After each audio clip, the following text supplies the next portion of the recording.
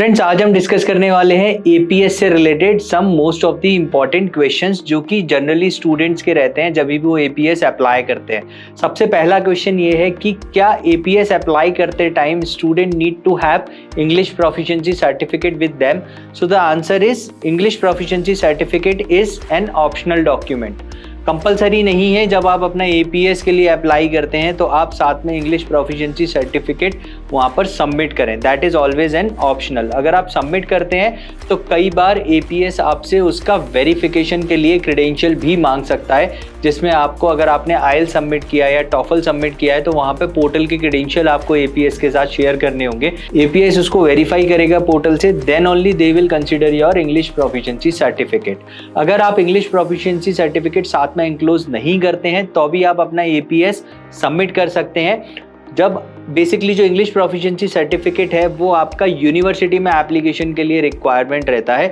APS का generally जो motive है, जनरली जो काम है वो है आपकी प्रीवियस एजुकेशन की ऑथेंटिसिटी को वेरीफाई करना कि आपने जिस भी यूनिवर्सिटी से अपना बैचलर्स या मास्टर्स किया है या क्लास 12th किया है उसकी ऑथेंटिसिटी क्या है, वो आपका जो डिग्री है वो जेन्युइन है या नहीं, या जो आपका सर्टिफिकेट है वो जेन्युइन है या नहीं। तो उसके लिए एपीएस के साथ में इंग्लिश प्रोफिशिएंसी सर्टिफिकेट अपलोड करना मैंडेटरी नहीं है। सेकंड जो क्वेश्चन है वो जनरली ये आता है कि जब आपने एक बार एपीएस अप्लाई कर दिया तो how much time APS will take in order to issue an APS certificate. तो जनरली एपीएस का जो एक सेट टाइम है वो रहता है आपका 30 डेज से लेकर के 60 डेज तक। So in between 30 days to 60 days you will be getting your APS certificate। कुछ सिनेरियोज में यहाँ पर अगर आपका प्रीवियस इंस्टीट्यूशन की साइड से डिले होता है एपीएस को रिप्लाई करने के लिए, यस, एपीएस जनरली आपका कई बार जो आपका प्रीवियस यूनिवर्सिटी या इंस्टीट्यूशन है उनको भी अप्रोच करता है, और अगर वहाँ से उनको प्रॉपरली रिप्लाई नहीं मिलता तो ये आपके एप्लीकेशन पे सर्टेनली कुछ डिले हो सकता है। तो आपको बेसिकली अगर आपको अपना एप्लीकेशन सबमिट किया अराउंड 2 मंथ्स हो चुके हैं तो आप अपने प्रीवियस एजुकेशनल इंस्टीट्यूट से कनेक्ट कर सकते हैं। आप वहाँ पे रिक्वेस्ट कर सकते हैं कि वो आपका जो एक बार इनबॉक्स या फिर आपका स्पैम फोल्डर चेक करें अगर वहाँ से एपीएस ने कोई मेल किया है तो।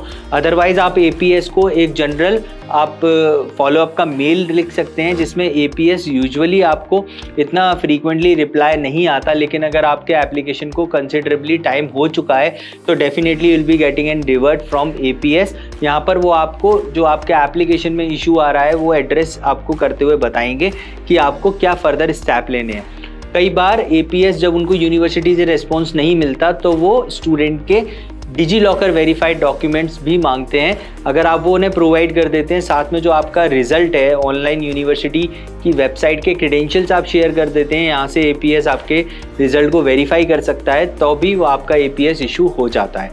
तो यूजुअली जो ऑन एन एवरेज टाइम है वो आपका 30 डेज टू 60 डेज है। In some scenarios it may goes up to 3 months also. Friends, अब ये थर्ड क्वेश्चन है वो one of the most important question है। यहाँ पर काफ़ी सारे स्टूडेंट्स जो अपना बैचलर्स परसुइंग हैं और अभी अपने फाइनल ईयर में हैं और वो आपका विंटर इनटेक के लिए टारगेट कर रहे हैं, तो यहाँ पे उनके सामने मेन चैलेंज आता है वो आता है एपीएस का।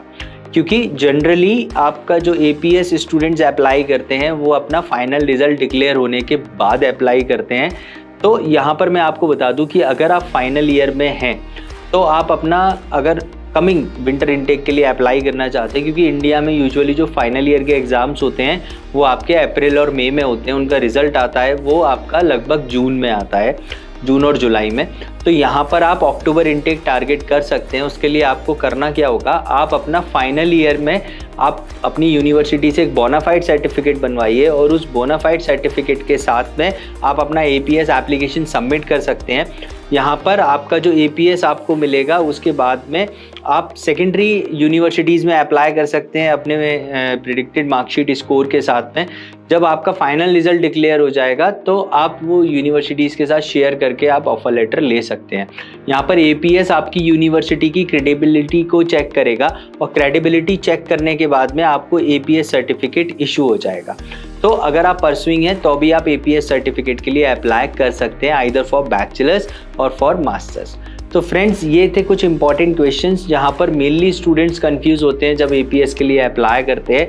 इन चीज़ों का क्लियर होना काफ़ी ज़्यादा ज़रूरी है आपके फर्दर एप्लीकेशन प्रोसेस के लिए, क्योंकि अगर ये पॉइंट आपको क्लियर नहीं होंगे तो आपके एप्लीकेशन प्रोसेस में अननेसेसरली डिले हो सकता है। साथ में मैं आपको बता दूं कि अगर आप पब्लिक यूनिवर्सिटीज़ टारगेट कर रहे हैं जर्मनी में तो आपके पास एपीएस का होना मैंडेटरी है, क्योंकि nowadays mostly public universities, almost more than 90% public universities ने एपीएस मैंडेटरी कर दिया है एप्लीकेशन प्रोसेस में। तो प्रीवियसली अगर हम बात करते हैं तो एपीएस सिर्फ और सिर्फ यूनिवर्सिटी एप्लीकेशन शॉर्टलिस्ट होने के बाद वीज़ा प्रोसेस में काम आने वाला डॉक्यूमेंट था, लेकिन अभी जो एपीएस है वो आपका यूनिवर्सिटी एप्लीकेशन में भी one of the most important document है। तो अगर आप अभी भी कमिंग इनटेक के लिए अप्लाई करना चाहते हैं जर्मनी में और आपने अभी तक अपना first step, it means application for APS, वो आपने सबमिट नहीं किया है, तो आपको जल्दी से जल्दी अपना एपीएस सबमिट करना है। रेस्ट अगर आपके कोई भी डाउट है तो आप मेरिडियन ओवरसीज से कनेक्ट कर सकते हैं, हम आपकी A to Z प्रोसेस में हेल्प करते हैं। यहाँ हमारे काफ़ी सारे स्टूडेंट्स हैं जो अपना पब्लिक यूनिवर्सिटीज़ से बैचलर्स और मास्टर्स कर रहे हैं। येस, हमारे काफ़ी सारे स्टूडेंट्स बैचलर्स में भी एनरोल हो चुके हैं पब्लिक यूनिवर्सिटीज़ में। तो अगर आप भी अपनी यूनिवर्सिटी और कोर्स शॉर्टलिस्ट कराना चाहते हैं और जर्मनी में फर्दर हायर स्टडीज़ के लिए जाना चाहते हैं, you can connect with meridian overseas. Friends, ऐसी लेटेस्ट इन्फॉर्मेशन पाने के लिए चैनल को लाइक करिए, सब्सक्राइब करिए, बेल आइकन प्रेस करिए। In the next video. Thank you.